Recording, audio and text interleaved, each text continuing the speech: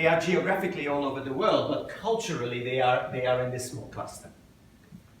And it is quite interesting because I'm telling you as a Hungarian, when you look at the way people think about power, about hierarchy, about risk, about uniformity, Chinese and Hungarian mindset is not so far away from each other. So it is much, much easier to bring together, let's say, the Hungarian government and the Chinese government with all their suppliers into the Belt and Road Initiative than, let's say, a Chinese company and a Danish company. Which we see already. Yes. Government and Chinese government. Exactly, exactly. So you know there are these kind of questions. For example, how much control the boss should have exactly, for example, or how strictly should the law be able to control our project, or how much of the money we receive should go into the project and go somewhere else. These are value systems, and you know it's a little bit like we transfer money for business, right? Let's imagine you have to transfer, let's say, 100,000 euros. How much does the other half receive? I mean, is it 100,000, 000? It's never like this, right? So let's say 100,000, let's say 50 euros missing, no big deal, right? 500 euros missing, is it a big deal? Who decides where is the line? This is how value systems work.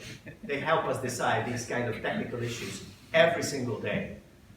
But again, not all Hungarians are typical Hungarians, and not all Chinese are typical Chinese. So we have another kind of map where researchers literally took the same data set, as you could see in the World Values Survey, and they put it into a personality system.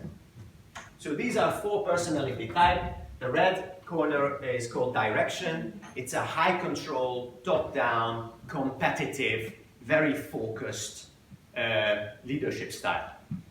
This one, inspiration. So you can see like we have the task-oriented and the people-oriented leadership styles, and we have the proactive or extroverted and the responsive or introverted leadership styles. So this was red. And then we have the inspirational style, the disruptive, visionary, communication-based, attention-speaking, flexible but short attention span leadership style. That is my natural style. Then you have the green, the service-minded leadership style, which is patient, social, harmonious, risk and conflict avoiding, based on helping, listening, supporting, and so on. And finally, you have the responsive and task-oriented style, planning, implementation, risk reduction, risk management, a kind of predictable way of doing leadership, where the rules dictate. Styles, is that okay, more or less? Now, this comes from Jung's personality system, and everybody has 1 or 2 typical leadership styles. What they did is they assumed societies have personality, just like individuals. And they put all that data into the system, and for example, you can see China here, in the green corner, together with most of the Confucian societies. You will find Hungary here, mostly red, but a little bit yellow, and so on. The brilliance of this system is that now you can create person-to-culture matches and mismatches. So basically, you can assess a person, look at their personality, look at their typical behavior, and you can find how good a fit they are with a typical society, with the mainstream of a society. So, for example, if somebody is typically a D style, a red style, they would generally be a poor cultural fit with China, right? But that doesn't mean they shouldn't do business in China, or they shouldn't be a leader in China. Why not? For 2 reasons. Number 1, not all places in China are the same. Actually, places like Shanghai or Shenzhen in China, they are already in the red corner, right? Or even if you look at the culture of the Communist Party. Just, I don't know, are many of you old enough to remember the Soviet Union? Yes. Can you imagine Brezhnev? Can you imagine Brezhnev sending their kids to Harvard? You know, it's almost impossible to imagine.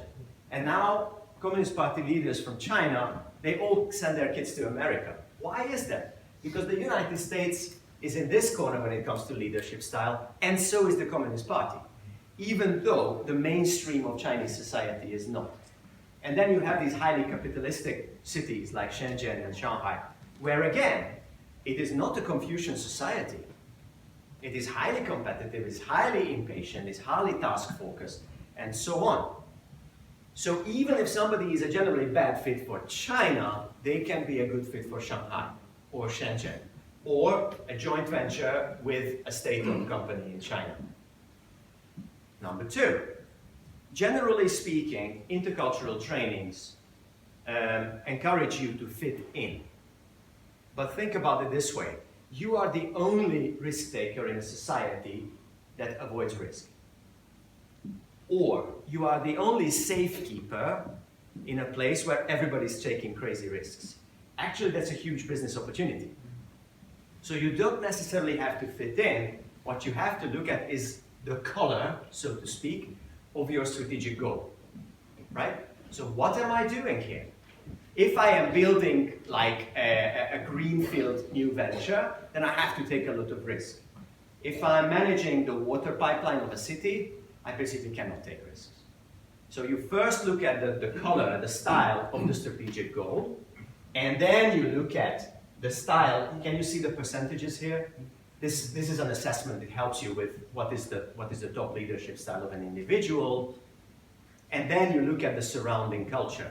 And then you can create matches and mismatches between people, tasks, and the cultural environment.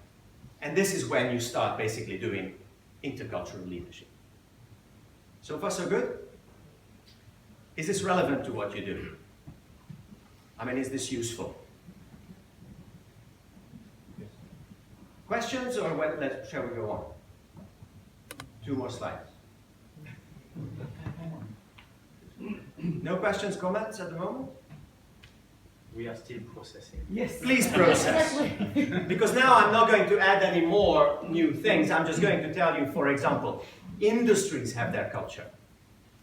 This is why I always say people don't choose jobs. Jobs choose people. Just think about how you ended up in your work. Because let's say if you were in finance, actually more than half of the CEOs of the world come from finance. Just think about it. You went to school, you had to study all kinds of crazy stuff, half of which you didn't like. And then you found out physics and maths. Finally, something I can understand. So you started going in that way, right? And then you studied it in the university, and then you got good at it, and so on, and then you ended up in a high-level finance job. Not me. My father is an engineer, or was an engineer before he retired. He really, really wanted me to be an engineer. But how good for the world that I didn't become an engineer. I became a kind of corporate entertainer, so to speak. Why is it good for the world? You really don't want to take the lift I designed. You don't. Neither walk the bridge that I designed, because I was horrible at maths. So if you look at different industries, professions, you can also place them in a map like this. You know, high focus, competitive, controlling, top-down, politics, sales, athletics, and so on. Attention-seeking, media, customer care, what I do, service-mindedness, psychologist, HR, spiritual support, and then you look at this, obviously, the task-focused, risk-avoiding corner is chemists, architects, accountants, and we are very happy that they don't want to take too many risks. So just think about it. Whenever, for example, there is a company, I work a lot for chemical companies, pharmaceutical companies, I work for companies like EY, you know. They come to China, they see the pace, they see the risk-taking, and they say, we have to be more risk-taking. We have to be more adventurous. We have to be more visionary. And then people in a pharmaceutical company like Bayer will say, really? You know, I'm mixing the chemicals that you take. Do you want me to be bold and disruptive? Are you sure? So now we are adding corporate culture, and I could actually map your company. What is the typical leadership style? Not just you and the surrounding culture, your home country, China, but also the corporate culture. And so can you. So actually, I would be happy to send you some material, for example, how to run a team mapping in your team, even if you don't know anything about the 4 style. So this one is an interesting case because this is the team map of a Russian branch of an Italian company that is preparing to do business with China.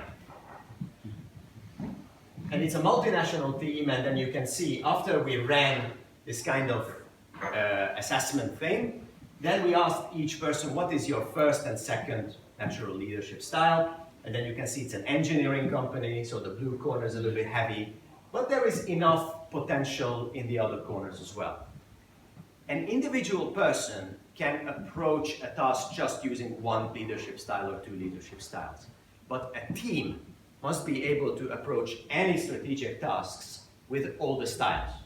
It has to be balanced. There is no other way.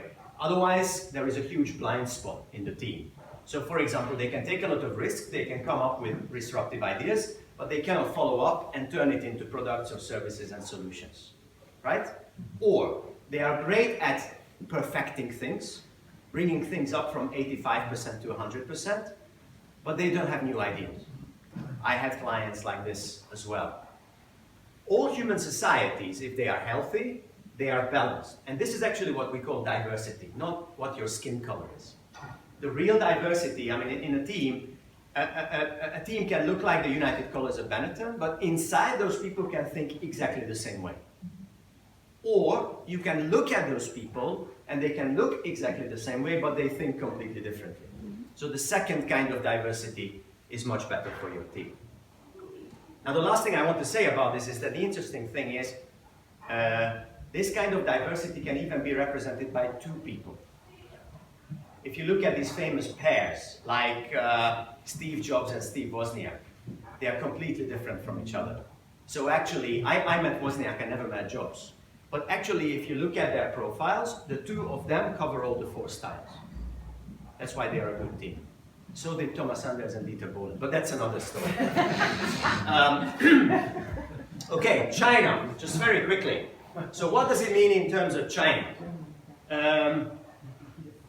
One of the things is that you probably noticed that, do you remember that big blobby world values map that I told you? China is taking little steps towards the center again.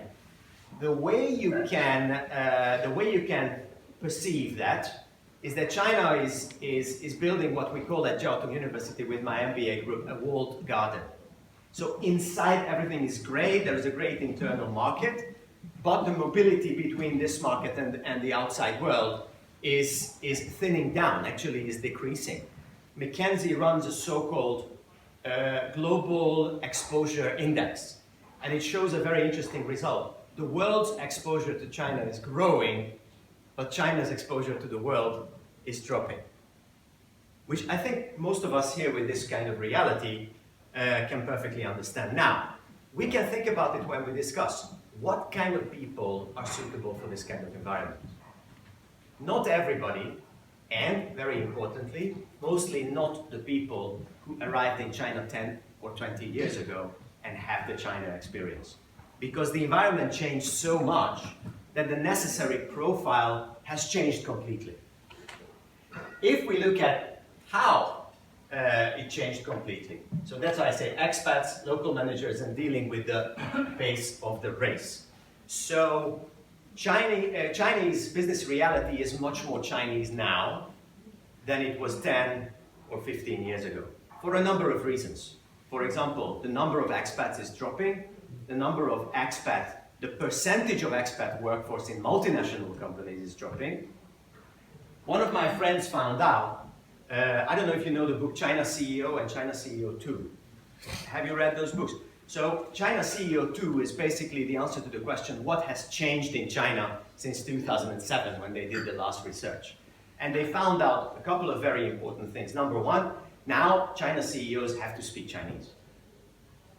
You remember the Expo, the Olympics, when the taxi drivers were all learning English? That's not the direction anymore. Actually, the perception in China now, both by local people and by multinational companies, if you want to do business in this place, you have to speak the language. You must know the culture, and sometimes you must even have like a local Guangxi, like I do because my wife is Shanghainese. But the question is, in this way, if you are going to work with expats who have been here for a long time, they are committed to China, they have their roots in China, who is going to bring the China expertise back to headquarters? Because you know the whole idea in international companies was go there, work there for 3 years or 5 years, come back, now we have a China guy or a China girl in headquarters who knows China very well. Now we don't have these people because we work with people who are rooted in China. And the mobility of native Chinese managers in multinational companies is much lower than the mobility of, let's say, Americans or Italians or even Japanese. Chinese people are very reluctant to move to Europe for 5 years to bring this expertise to the companies. So this is where I would like to stop, both a little bit of the Chinese business environment and the changes of the Chinese business environment, just quickly the highlights. And I can't speak and look at my watch at the same time, but we still have a little bit of time for the discussion, do we? We still have a little bit of time, yeah, but I think we also can then later during research. Okay, good. So this is what I wanted to bring you, plus my contacts, plus the fact that I can send you these slides by PDF. Let's actually Dusa can send it to you. And then I would like to ask you, how does this, because I live in this kind of reality every day. I move in, companies ask me questions, then we run the assessment, then we look at their key managers, we look at their teams, are they balanced or not? And then we roll it out with coaching, training, we rebuild their hiring system, or we rebuild their performance management system, I don't know, according to intercultural standards. But I'm really curious about the relevance of this to what you do. So all those questions that you didn't ask before, or comments, relevance of this to your local experience, I'm absolutely fascinated to find out about it. One question. Yes. So when you consult somebody, so how often you find this person doesn't fit to this company and this market and so on, and then you say, sorry, that's the wrong guy? Well, yeah. So these are two different questions. These are two different questions. Because we find out that the person is not a good fit to a culture all the time. Because if you even assume that there are 4 leadership styles, you have a 75% chance that one person is not a great fit, right? But on the other hand, it doesn't mean it's the wrong person. It just means you have to find the fit of this person to the work environment. I will not tell you which company it is, although it would be interesting, but there is a company that makes machinery for automotive industry. The machines that actually make the cars, right? And I started coaching the China CEO. And at the first coaching appointment, this is like my age, so a very young German gentleman. And I said, I will not give the name either. I said, what was the point when you realized that you needed a coach? And he said, listen, I will tell you exactly what I think. I think they made me CEO by mistake. I don't belong here. I don't think they know me very well, right? So it was quite interesting. As we found out, there were 2 problems. Number 1, he was a bad fit to the general company culture because he had a deep green. Do you remember the green? The supporting, the serving, the listening, the coaching leader. But the company's general culture was a blue-red kind of culture. So part engineering and finance and part sales and competition and politics. So he was on the opposite corner. But the same green is a good fit for China's mainstream culture. However, Shanghai is not mainstream in China, believe me. People from the Chinese countryside find Shanghai people as weird as they find us. Now, the way it happened is that this CEO, whatever political, and he had a lot of political trouble because his style was non-political, whatever political trouble he had one way to resolve it and survive it in this company. What do you think it was? His knowledge? Not his knowledge. Communication. He had unconditional support from who? Headquarters. Bottom up. Exactly, bottom up. So basically, when the headquarters or the joint venture partner or his boss started squeezing him, basically the factory workers started supporting him. Why? Because they do come from that Chinese Confucian mainstream culture that most foreigners don't even experience. right? We all come to China with Confucius as our Bible for China. But it's not very useful unless you really hang out with, you know, the working people, or people in agriculture, or people in academia, or healthcare, or those traditional industries in China. So we worked on this element. We looked at, listen, the world of politics, it's alien to you. You have to learn some new skills, you will get a little bit better, but it will never be your comfort zone. But bottom-up support, empowering your employees, that is your real strength. That is where you are going to, all the CEOs, when they come in, they want to create a legacy. But what your legacy is going to be, this is how it becomes clear. Lass dich wie Nachfolger.